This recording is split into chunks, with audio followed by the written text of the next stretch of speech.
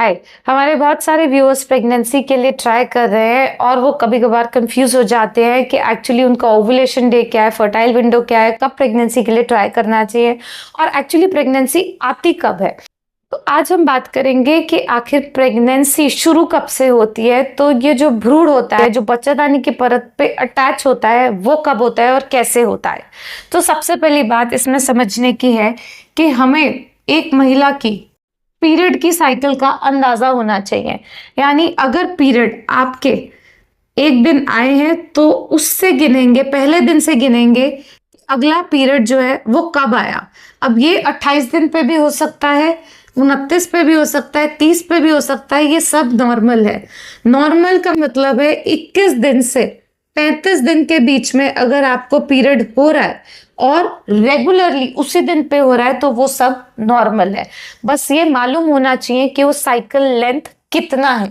मान लीजिए कि आपका साइकिल लेंथ 28 है और आपके पीरियड पहली तारीख को शुरू हुए हैं, तो पहली तारीख को जिस दिन धब्बा धब्बा भी शुरू होता है उसको डे 1 मानते हुए और 28 दिन की साइकिल लेंथ मानते हुए अंडा रिलीज होने का जो टाइम है वो इसमें से 14 घटा के 14वें दिन पे होगा।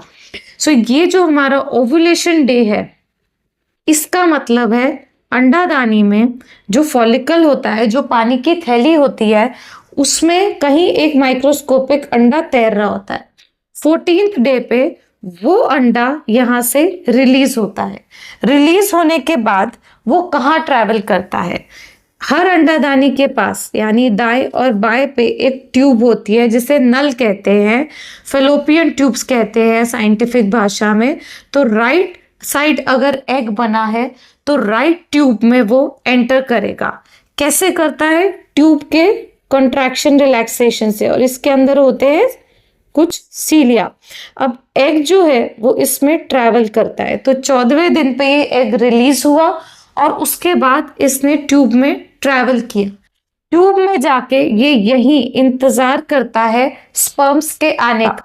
तो अगर कोई प्रेगनेंसी जल्दी चाहते हैं तो ट्राई करना चाहिए इससे 3-4 दिन पहले से लेके 1 दिन के करीब तक।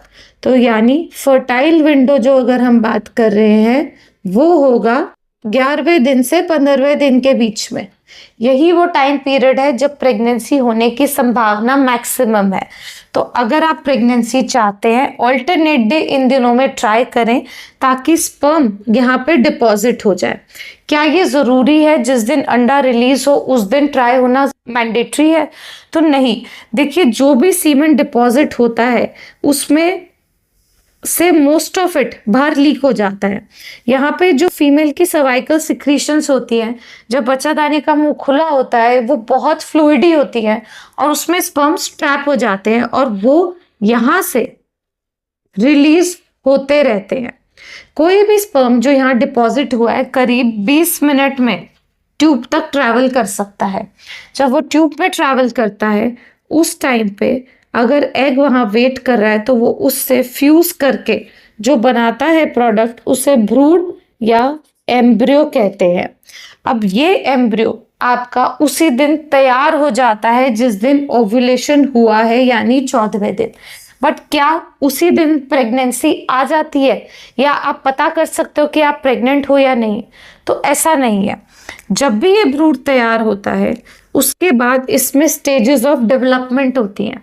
पहले एक अंडे में शुक्राणु मिला, ये है 0 डे। उसके बाद पहले दिन अंडे और शुक्राणु आपस में मिल गए तो तैयार हो गया एम्ब्रियो।